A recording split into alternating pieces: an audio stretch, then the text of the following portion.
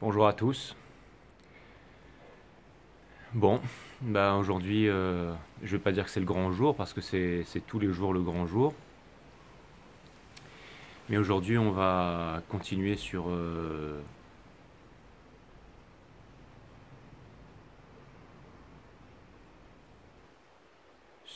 monde vibratoire de la souveraineté. Alors, je vais pas l'appeler le monde vibratoire de la souveraineté, pardon, je vais lui trouver un autre nom. Je vais l'appeler le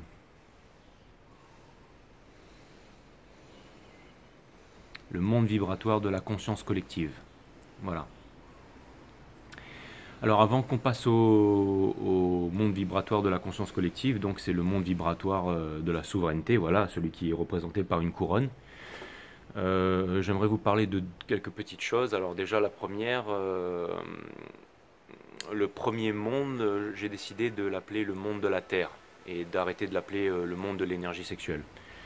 Parce que j'ai eu quelques remarques, on m'a dit que en fait il y avait peut-être des façons plus sympas de l'appeler, le monde de Gaïa, le monde sensible, mais j'ai décidé de l'appeler le monde de la Terre tout simplement. Voilà, comme ça on aura la Terre et le ciel, le plus et le moins et le plus, le sud et le nord. Donc ce sera le monde de la Terre. Voilà. C'est mon intuition. J'ai décidé de suivre mon intuition et de l'appeler le monde de la Terre, dont le pouvoir et l'énergie sexuelle. Suivi donc du monde de l'intuition, dont le pouvoir et l'intuition. Suivi du pouvoir du monde de l'énergie vitale, dont le pouvoir et l'énergie vitale. Je fais un petit récapitulatif, hein, comme d'habitude. Une fois qu'on a activé ces trois mondes, on obtient la petite clé, le pardon universel, qui nous permet d'activer le monde de l'amour, le monde de l'amour inconditionnel. Et le fait d'activer la première partie de ce monde vibratoire qui se situe au niveau du cœur, donc ouvre le monde de la conscience collective en fait, c'est-à-dire celui qui est tout en haut là, qui est représenté vraiment par une couronne, hein. Donc, et puis bah, comme je vous ai dit, bon là on arrive vraiment dans les hautes sphères, on arrive vraiment dans les... Alors, au début j'ai réfléchi, je me suis dit qu'en fin de compte je pourrais m'arrêter là parce que si vraiment on a réussi on va dire à activer les trois premiers mondes et la moitié du monde de l'amour inconditionnel, normalement j'ai plus grand chose à faire ici en fait, puisque une fois que vous avez accès, donc une fois que vous avez commencé à activer celui-là, euh, le reste coule de source, hein, parce qu'en fait vous avez réussi à activer la conscience collective, donc en fait vous êtes directement relié avec l'intelligence suprême, en fait, avec le sacré, et en gros c'est la connaissance infinie, hein. Donc en fait, si vous avez besoin juste d'avoir une réponse sur quoi que ce soit, vous avez qu'à poser la question et la vie vous apportera la réponse. Alors il faut faire attention parce qu'il y a des questions qui font plus mal que d'autres, hein. Quand on commence à se poser la question qui suis-je, ça peut faire mal et ça peut provoquer quelques ouragans, je dirais. C'est un peu une ascension de l'Himalaya mais sur un pied, voilà. Mais c'est quelque chose d'assez extraordinaire. Mais ça vaut vraiment le coup de se poser cette question, qui suis-je en définitive. Euh, Mais bon, je vais quand même continuer à vous en parler. Je vais quand même essayer de vous en parler parce qu'on arrive vraiment dans le domaine de l'ineffable en fait, donc c'est vraiment difficile en fait d'intellectualiser tout ça et de pouvoir en parler avec des mots. Il faut vraiment le vivre en fait. Et une fois qu'on a réussi à activer les trois premiers mondes, on commence les trois premiers mondes et demi, je dirais, on commence vraiment à être connecté au tout. Et là, comment dire, on n'a plus vraiment besoin de suivre, de regarder quelconque vidéo ou quoi que ce soit, mais je vais quand même continuer à en parler. Donc voilà. Et puis ben, pour ceux qui sont déjà, ben, bienvenue au club. Donc voilà. Euh, alors, quelques petits tips quand même pour pouvoir activer le monde vibratoire de la conscience collective, il y a une façon très simple de le faire en fait. La clé pour pouvoir activer en fait vraiment ce monde, c'est c'est le lâcher prise en fait. C'est le lâcher prise, c'est ce qu'on nomme plus communément le lâcher prise. En fait, si vous voulez, il faut bannir le vouloir en fait de son existence. C'est-à-dire que il faut vraiment bannir le vouloir de sa vie en fait. C'est ça en fait qui permet d'activer ce monde vibratoire. Et vous allez me dire, le fait de lâcher prise, c'est une des choses les plus difficiles au monde à faire. Et le fait de bannir le vouloir de sa vie, c'est quelque chose d'impossible à faire. Mais heureusement, comme vous avez déjà activé, que vous avez fait une fois de plus les choses dans l'ordre, donc là, ça deviendra plutôt facile. Et ça va même venir tout seul. Arrivé à ce niveau-là, les choses commencent à se faire vraiment plus facilement. Parce que là, vraiment, vous avez trouvé votre souveraineté. Hein. Vous êtes vraiment roi et reine. Vous êtes vraiment, voilà, vous avez le pouvoir, vous avez le contrôle sur vous, en fait. Donc, si vous voulez, là, on devient quelqu'un de religieux. Voilà, religieux, c'est-à-dire vraiment au sens religieux, pas au sens où on va dans un temple ou dans un bâtiment en pierre ou quelconque, ou qu'on se met à... Non, religieux, ou si vous voulez, on dévoue, en fait. On se dévoue au sacré, c'est-à-dire que on vit de façon... on devient quelqu'un de religieux, c'est-à-dire qu'on est en connexion avec le sacré et qu'on vit avec le sacré. Voilà, c'est pour ça qu'il faut bannir le vouloir de son existence pour pouvoir vraiment activer les pleins potentiels de ce monde vibratoire. Voilà. Et le fait d'avoir activé la première moitié du monde inconditionnel de l'amour nous aide grandement à faire ça. Alors qu'est-ce qui se passe quand on a activé ce monde vibratoire?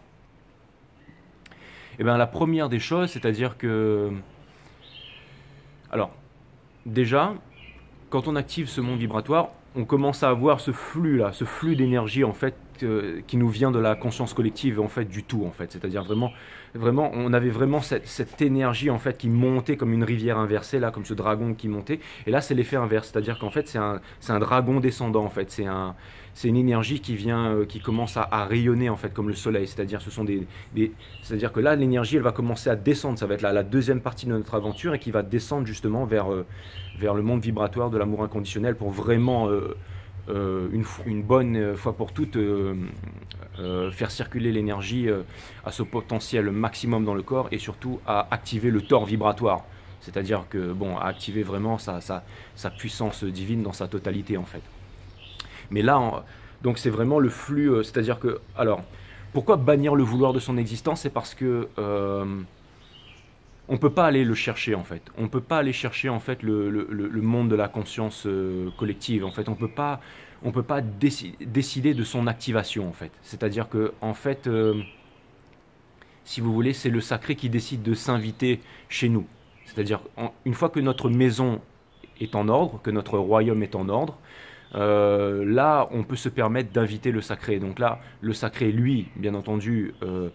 On va dire que c'est vraiment la partie du tout auquel on ne peut rien cacher, c'est que vous commencez à être en ordre, et donc dans ce cas, elle vient, ou il ou elle, peu importe, venir taper à la porte pour dire voilà, coucou, c'est moi. Donc, et ça peut se faire de façon très violente, comme ça peut se faire par à-coup, ou ça peut se faire de façon très sensible et très douce, mais en tout cas, ça se fera de la façon la plus appropriée pour vous, ça je vous le garantis. Mais... voilà, c'est pour ça qu'il faut bannir le vouloir en fait. C'est pour vraiment laisser cette énergie rentrer. Elle va rentrer et elle va continuer, elle va venir justement activer une bonne fois pour toutes le troisième œil en fait, le monde vibratoire de l'éveil en fait, de l'éveil, c'est ça. De la conscience éveillée, le monde vibratoire de l'éveil. Donc voilà, le monde vibratoire de la conscience collective en fait, du sacré va venir ouvrir en fait celui-là, le monde, le troisième œil, enfin le monde de l'éveil, c'est un peu celui que tout le monde attend. Hein, c'est un peu celui que tout le monde attend, je suppose. Donc ce sera le prochain. Mais en fait, c'est le début d'une nouvelle histoire ici. Donc ça demande quand même, ça demande quand même de l'attention à ce qu'on y prête quand même, qu'on y prête attention. Si vous voulez.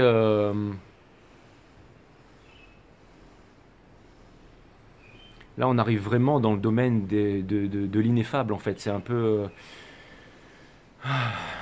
Platon en parlait déjà il y a 2000 ans, vous savez, avec le monde des sensations, euh, le monde de la matière, euh, le monde sensible, en fait. Le monde sensible, le monde des sensations, le monde de la matière, d'accord. Il y avait le monde sensible, c'était le monde de la matière, hein, le monde qui est perçu par les cinq sens, par le corps, le monde intelligible, hein, le monde de la pensée, hein, voilà, encore une fois, la partie matière, la partie mentale. Et ensuite, là, on est vraiment dans le monde des essences, c'est ça, en fait, le monde des essences dont parlait Platon, en fait. C'est vraiment quelque chose, là, vraiment, c'est à chacun de découvrir ce monde pour lui-même, en fait. Donc, c'est un peu difficile d'en parler. Euh, c'est un peu comme... je cite Platon, mais je pourrais citer Einstein aussi, qui avait passé toute sa vie à vouloir trouver l'unification des forces. Euh, Einstein, avec ses équations mathématiques, avait régi, si vous voulez, tout l'univers dans une équation mathématique qu'il appelait l'équation espace-temps. Euh, et ça, c'était plutôt simple à décrire, c'est-à-dire qu'il faut se représenter, par exemple, le tout, l'univers, en fait, comme un camembert. Et si vous voulez, le tout, il avait mis le tout dans une relation qu'il avait nommée la relation espace-temps. Et en fait, si vous voulez, pour expliquer ça le plus simplement possible, en essayant de vulgariser la chose, c'est qu'en fait, il faut voir tout l'univers comme un camembert, en fait, si vous voulez. C'est-à-dire que il y a, il y a une partie qui est la relation espace et l'autre partie, c'est la relation temps. Et tout ce qui se substitue à l'espace, si vous voulez, c'est-à-dire que tout ce qu'on substitue à l'espace, euh, euh, on l'accorde à la relation temps, et tout ce qu'on substitue à la relation temps, en- euh, si vous voulez, devient la relation espace. C'est simple, non, c'est compliqué ce que je suis en train de dire là. En fait, si vous voulez, c'est comme un camembert, d'accord? C'est deux parties. Et c'est-à-dire que tout, tout, tout ce qu'on enlève en fait à la relation espace, tout ce qu'on substitue à l'espace, en fait, si vous voulez, nous permet d'appréhender la relation temps. Et la relation espace, si vous voulez, c'est tout ce qui est dans le domaine du mouvement, en fait. C'est-à-dire, en fait, on vit toujours dans la relation espace. On est toujours dans la relation espace. Dans quoi je me suis embarqué là, mais je vais essayer de terminer quand même. Mais si vous voulez, pourquoi est-ce on est constamment dans la relation espace et qu'on n'arrive pas à appréhender cette dimension temps? Si vous voulez, c'est que dans l'espace, pourquoi? Parce on est toujours en déplacement. On est en train de on se déplace toujours. On va toujours à droite, on va toujours à gauche. Euh, on respire, donc c'est un mouvement, le fait de respirer. On parle, euh, on pense, on est constamment en train de penser. Donc encore une fois, c'est du mouvement, c'est de la relation espace. On digère, le fait que l'estomac doit procurer un effort assez colossal en fait pour pouvoir digérer la nourriture. Euh, c'est pour ça que dans certaines cultures, en fait, le fait d'arrêter de parler, par exemple, c'est aussi considéré comme un jeûne, en fait, parce qu'on économise son énergie. Donc, en fait, si vous voulez, on est toujours dans la relation espace et jamais dans la dimension. Donc, on n'arrive jamais à appréhender cette dimension temps, si vous voulez. Et par exemple, on peut méditer en marchant, mais vraiment, si vous voulez booster votre méditation, le fait d'arrêter de se déplacer, le fait de s'asseoir contre un arbre ou le fait de s'asseoir, on est vraiment, si vous voulez, on est posé en fait, on est harmonisé avec avec la rotation de la Terre en fait et avec la voûte céleste en fait. C'est parce que on se pose en fait, on reste à un seul endroit. Et aussi le fait d'arrêter de parler, ben, on appréhende un peu plus la dimension temps. On quitte la dimension espace pour entrer dans la dimension temps. Déjà le fait d'arrêter de se déplacer, on quitte un peu la dimension espace pour entrer dans la dimension temps. Le fait d'arrêter de parler, on quitte la dimension espace pour entrer un peu plus dans la dimension temps. Si par exemple vous jeûnez le matin et que vous faites ça à jeun, vous quittez encore un peu plus la relation espace pour entrer dans la dimension temps, parce que vous n'avez pas d'effort à fournir pour la digestion, vous n'avez pas encore une fois besoin de demander à votre corps ou de votre poumon de faire le travail, de battre de votre poumon, de respirer. Donc en fait, si vous voulez, c'est la respiration qui porte votre corps, donc vous rentrez encore un peu plus dans la dimension temps. Et encore une fois, comme vous observez en fait vos pensées, vous développez votre psyché, c'est-à-dire que vous calmez votre mental, donc vous rentrez encore un peu plus dans la dimension temps. Et ça fait que, en fait, vous découvrez cette dimension temps pour la première fois. C'est-à-dire que c'est ça la relation espace-temps. Si vous voulez, c'est que tout est lié, mais on quitte une bonne fois pour toutes la dimension espace pour rentrer dans la dimension temps, en fait, pour appréhender en fait cette nouvelle dimension, en fait. Et en fait, c'est un peu ça qui est un peu le monde vibratoire de la conscience collective, en fait. C'est que vraiment, on commence à appréhender en fait de nouvelles dimensions, en fait, comme disait Platon, voilà, le monde des essences, comme disait Einstein, la relation espace-temps. Et le fait, si vous voulez, en fait, de découvrir cette relation, cet espace-temps, en fait, de découvrir en fait cette nouvelle dimension, et ben ça permet un peu, si vous voulez, on va dire que la dimension espace, c'est un peu le monde de la matière. Vous avez la dimension temps, qui est le monde du mental, parce que le temps n'existe pas en fait. Le temps, il a été créé par le mental. Le temps, c'est quoi? C'est un temps, c'est physiologique, c'est un temps horloge. D'accord? On a créé le temps pour pouvoir se... par exemple, chez les Mayas, le temps n'est pas linéaire, c'est pas une fresque chronologique en fait, si vous voulez. Le temps est circulaire, voilà. Le temps est circulaire en fait chez les Mayas. Et chez nous, avec le calendrier judéo-chrétien par exemple, le temps il est linéaire, voilà. Donc chaque peuple, si vous voulez, chaque culture a sa notion du temps, mais le temps, en fait, il a été inventé par la pensée. Voilà, c'est un temps physiologique, c'est un temps horloge. Voilà, c'est le temps qu'on a inventé pour pas être en retard au travail, par exemple. Mais le temps n'existe pas, en fait. Le temps, c'est vraiment la dimension temps, c'est vraiment la dimension qui appartient au mental, parce que c'est notre mental qui l'a créé, si vous voulez. Donc si vous voulez, le fait en fait de découvrir en fait cette relation espace-temps, en fait la relation, on va dire matière-temps, ça permet à la troisième composante, encore une fois, c'est-à-dire la relation. Einstein a cherché dans l'unification des forces à vouloir tout mettre en mathématiques, mais on ne peut pas justement mettre en mathématiques tout ça parce qu'il y a une notion qu'on ne peut pas mettre en mathématiques, justement. Et c'est pour ça que Tesla disait aussi que quand on allait arrêter d'étudier vraiment la partie, les parties, quand on allait commencer à étudier vraiment les parties qui relèvent du domaine paranormal, ben, on allait vraiment pouvoir faire un bond quantique, en fait, dans l'évolution des technologies, hein. Encore une fois, on les a déjà, ces technologies, sauf qu'elles sont classées quelque part dans des dossiers bien rangés parce qu'elles ne sont pas rentables. Bien entendu, mais on les a déjà, et croyez-moi qu'on est déjà bien avancé, beaucoup plus qu'on veut nous le faire croire. Mais bon, ça c'est pour un autre sujet, et j'ai pas envie qu'on ferme ma chaîne YouTube tout de suite. Peut-être plus tard, mais pas tout de suite en tout cas.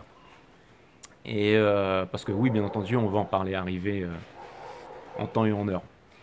Mais si vous voulez, mais bon, on va faire ça bien, comme ça, normalement, il n'y aura pas de problème. Mais si vous voulez, ça permet en fait de découvrir justement cette nouvelle dimension. En fait, c'est maintenant les jeunes d'aujourd'hui, ils parlent de la cinquième dimension, en fait, la cinquième dimension, hein, la 5D, qui n'a rien à voir avec encore une fois la 5G. Mais je ne vais pas en parler de ça aujourd'hui. Mais aujourd'hui, on va parler de la 5D. Donc voilà, aujourd'hui, on parle de la cinquième dimension. Ben, si vous voulez, c'est cette dimension, en fait, c'est la cinquième dimension. La cinquième dimension, pourquoi? Parce que notre cerveau, nos sens, en fait, interprètent notre environnement en 3 dimensions, d'accord? C'est-à-dire que, voilà, on voit le monde en 3 dimensions. Ensuite, vous avez la quatrième dimension, justement, qui est cette dimension temps, auquel on n'a jamais accès parce qu'on ne médite pas, et parce que nos mondes vibratoires ne sont pas activé, mais maintenant que vous avez activé justement le monde vibratoire de la conscience collective, vous faites connaissance avec la quatrième dimension. Le fait de méditer, vous faites connaissance avec la quatrième dimension, c'est-à-dire que vous commencez à appréhender la dimension temps. Et donc, qu'est-ce qui se passe? Eh bien, vous rentrez dans la cinquième dimension. La cinquième dimension, en fait, c'est cette troisième composante. Voilà. Donc, mais Einstein était au courant de ça, hein, vous inquiétez pas pour lui, hein. Mais en fait... si vous voulez, donc voilà, vous avez la dimension espace, la dimension temps, et vous avez la troisième, la troisième dimension en fait qui vient compléter en fait la relation espace-temps en fait qui est la cinquième dimension en fait, qui est le monde des essences dont parlait Platon, si vous voulez. Donc si vous voulez en fait, quel est le pouvoir? Quel est le pouvoir de donc déjà c'est d'être en connexion avec le savoir infini, hein. Donc c'est-à-dire qu'à partir de maintenant, dès que vous vous posez une question, vous aurez la réponse. Alors faites attention au genre de questions que vous vous posez, ou plutôt je vais dire allez-y à fond la caisse, parce que c'est le moment d'en profiter, quoi. Vous n'avez pas fait tout ça, tout ce chemin pour rien, donc allez-y, profitez-en à fond et éclatez-vous. Et puis vous allez voir qu'on est déjà un petit groupe dans la 5e dimension de l'autre côté, et quand vous serez, dans le club, on va dire, on aura l'occasion de se retrouver plus facilement. Voilà, on sera de connecter plus facilement. Et là, je ne vais pas en dire plus de toute façon. Pour ceux qui y sont déjà, vous savez de quoi je parle, et pour ceux qui ne sont pas encore là, à vous de faire le travail. Hein. Maintenant, vous avez une méthode simple et ordonnée, donc à vous de la faire. Et si vous voulez, j'entends beaucoup dire en ce moment Black Lives Matters, mais vous allez comprendre en fait quand vous allez activer ce monde vibratoire que en fait c'est pas seulement la vie des blacks qui est importante, hein. C'est toute la vie, c'est toutes les vies qui sont importantes, toutes les vies. Voilà, si vous voulez, on arrête d'être séparé du reste quand on a activé ce monde vibratoire, c'est-à-dire qu'on ne se cantonne plus à une race, à une simple race, d'accord ? On est vraiment connecté au tout en fait. C'est-à-dire que c'est l'intelligence du tout en fait qui pénètre en fait votre corps. Et si vous voulez, qu'est-ce que ça produit? C'est que vous n'êtes plus séparé du reste. C'est-à-dire que vous n'avez plus aucune dualité en vous. C'est-à-dire que vous allez enfin pouvoir trouver la paix en fait. Vous allez enfin pouvoir trouver la liberté et la paix. Et ça, c'est vraiment un pouvoir, encore une fois, phénoménal. Si vous voulez, il n'y aura plus de dualité. Vous n'aurez plus de dualité en vous. Voilà. Par exemple, on peut revenir au conflit israélo-palestinien, par exemple, avec tout un tas de grands spécialistes qui sont payés des fortunes pour pouvoir régler le problème. Et le problème ne s'est toujours pas réglé et ne se réglera jamais. Pourquoi? Parce que si vous voulez, il y a une dualité qui s'est créée en fait. Si vous voulez, si on regarde les racines du problème, du conflit israélo-palestinien par exemple, c'est quoi les racines du conflit? C'est que ce sont des juifs contre des arabes. Or, un juif, ça n'existe pas, et un arabe, ça n'existe pas, d'accord? En fait, ce sont des conditionnements, c'est-à-dire que ce sont des êtres humains qui ont été conditionnés en tant que tels, d'accord? Et quand vous activez en fait ce monde vibratoire, en fait, vous devenez, si vous voulez, vous n'êtes plus cantonné à une seule race, d'accord? C'est-à-dire que le fait de dire je suis français, d'accord? Le fait de dire je suis français, je suis créole, je suis chinois, je suis arabe, je suis américain, je suis anglais, je suis africain. Le fait de dire ça, si vous voulez, c'est violent. Ça amène de la violence, ça amène de la dualité. Pourquoi? Parce que, si vous voulez, on se sépare du reste, d'accord? Et comme on se sépare du reste, on crée une dualité. Et qui dit dualité dit violence, qui dit violence dit guerre. En fait, c'est-à-dire que quand on n'appartient plus si vous voulez, quand on n'est plus conditionné, quand on n'appartient plus à une race, quand on n'appartient plus à une religion, quand on n'appartient plus comment dire, à une culture, quand on n'appartient plus à une nation, d'accord? Quand on arrive à enfin devenir, si vous voulez, quand vous arrivez à vous unifier en fait, qu'est-ce qui se passe? Eh bien, c'est que vous n'avez plus de dualité en vous, en fait. C'est vraiment l'éveil de l'intelligence suprême, en fait. C'est-à-dire que, en fait, maintenant, vous redevenez vraiment pure énergie. Vous redevenez vraiment, vous arrivez à trouver, à comprendre qui vous êtes au-delà du nom et au-delà de la forme, en fait. Et ça fait qu'il n'y a plus de dualité dans le monde, en fait. Vous ne voyez plus les gens comme étant, je ne sais pas moi, des Noirs, des Chinois, ou quoi que ce soit. C'est-à-dire que maintenant, en fait, vous n'êtes plus attaché à ça, en fait. C'est-à-dire que vous voyez vraiment tous les êtres humains comme des êtres énergétiques, en fait. Et littéralement, vous allez vraiment voir tous les êtres humains comme des êtres énergétiques. Oui, bon, enfin, ceux qui sont déjà dans la 5e dimension, vous savez de quoi je parle, bien entendu, mais je suis bien obligé d'expliquer pour les autres, hein. Donc, après, si vous voulez, il y avait... Alors la 5e dimension, qu'est-ce que c'est? La 5e dimension, si vous voulez, c'est une dimension qui est exactement comme la nôtre, c'est-à-dire à l'instant T. C'est-à-dire que ce soit la Terre, que ce soit l'univers, que ce soit chaque organisme, possède, si vous voulez, son double, en fait, c'est-à-dire son double énergétique, en fait. C'est-à-dire, si vous voulez, en fait, il ne faut pas qu'il y ait une unification, une socialisation des consciences pour que, en fait, pour que ça crée un quelque chose, en fait, c'est-à-dire un éveil collectif. Non, c'est-à-dire que chaque personne, en s'éveillant individuellement a un pouvoir phénoménal en fait, qui peut, entre guillemets, c'est l'effet papillon, c'est-à-dire un battement d'aile dans un pays, par exemple sur une île, peut provoquer un tsunami à l'autre bout de la planète. Et bien là, c'est la même chose, c'est-à-dire que quand vous vous éveillez, vous activez en fait votre double en fait, qui est dans la 5e dimension. Et c'est un petit peu ce dont monsieur, encore une fois, Krishnamurti parlait quand il disait que la nuit, quand vous dormez, en fait, vous dormez, mais vous êtes vraiment complètement éveillé, c'est-à-dire que comme vous êtes complètement relâché, détendu, que votre respiration guide votre corps, que vous ne pensez plus, mais que vous êtes, si vous voulez, que votre psyché est vraiment éveillée, que vous n'avez pas, votre mental est resté calme pendant la journée. Il y a un moment dans la nuit où justement, comme justement, où le sacré peut vous rendre visite. Et si vous voulez, c'est un petit peu le double, votre double en fait, qui vient vous rendre visite. C'est-à-dire que quand vous avez en fait banni le vouloir de votre vie, votre double en fait vient vous rendre visite et votre double a tous les pouvoirs. C'est-à-dire que entre guillemets, il sait exactement ce que vous voulez dans la vie.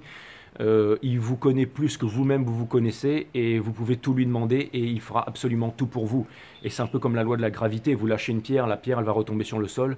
Et là, si vous désirez tout ce que vous désirez dans la vie, de toute façon vous l'obtenez, hein. C'est simple, hein. Sauf qu'aujourd'hui tout le monde désire avoir une femme trophée, une grosse bagnole, une grosse maison et être je ne sais quoi, gouverner le monde. Donc forcément ça donne pas quelque chose d'extraordinaire, on peut le voir en ce moment même.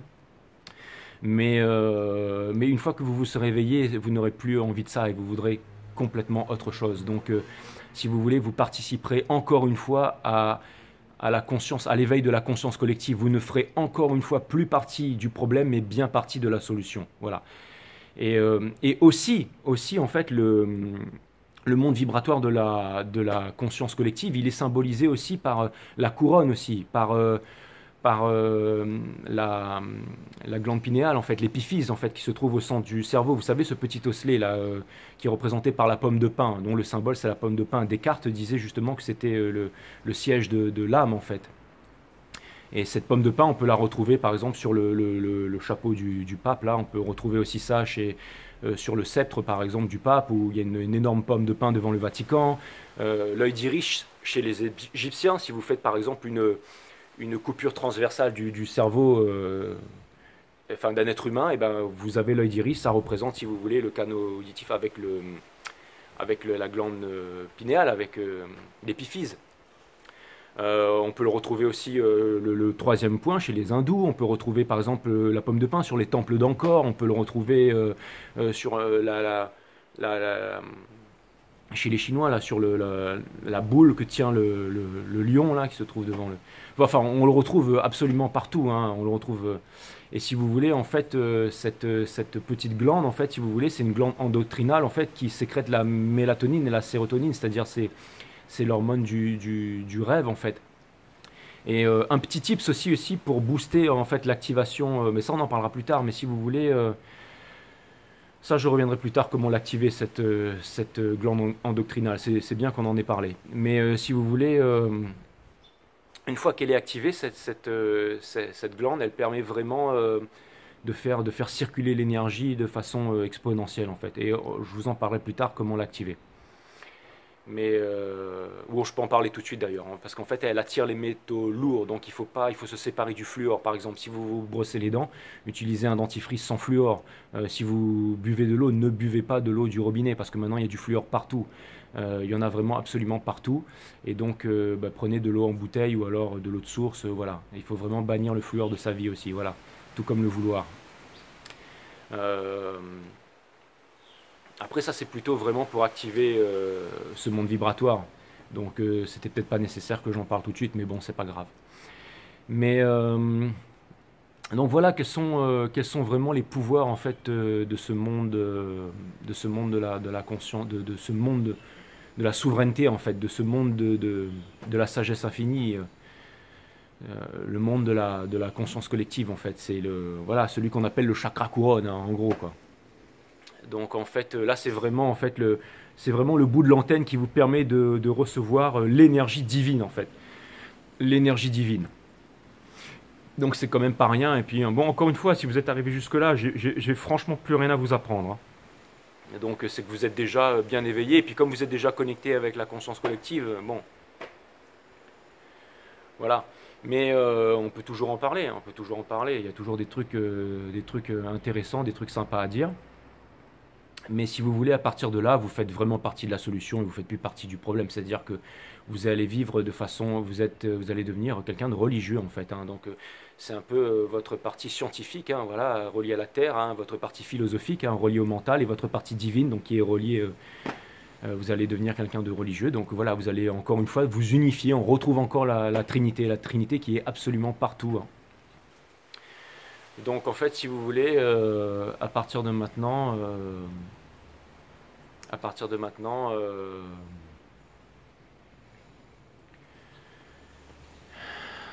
eh ben,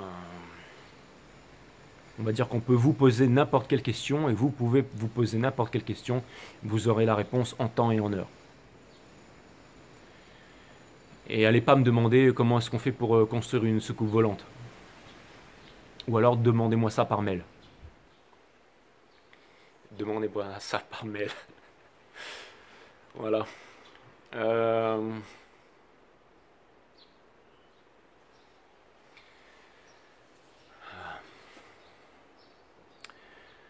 Bon. Donc, une fois qu'on a activé ce monde vibratoire, d'accord, là, l'énergie va commencer à descendre et elle va venir activer le monde vibratoire de l'éveil, en fait, du troisième œil, en fait, c'est ça, le monde vibratoire de l'éveil, en fait. Donc ça, ce sera notre prochaine vidéo. Et, et encore une fois, j'avais pas grand chose à dire là-dessus parce que bon ben ça se passe de mots en fait, hein. Le but du jeu c'est pas d'en parler, le but du jeu c'est de vraiment faire le travail pour pouvoir y arriver parce que c'est de ça que le monde a besoin en ce moment. Voilà, il faut vraiment arrêter avec, il faut arrêter de regarder la télévision. Voilà, il faut se mettre à se connecter avec la conscience collective et ça va résoudre beaucoup de problèmes. Et bien plus encore. Donc voilà, en fait, si vous voulez, l'énergie va descendre et va activer en fait l'épiphyse, va activer en fait votre troisième œil, va activer en fait l'éveil et et puis ben et puis on en parlera lors d'une prochaine vidéo. Voilà. Bon ben je vous dis à très bientôt.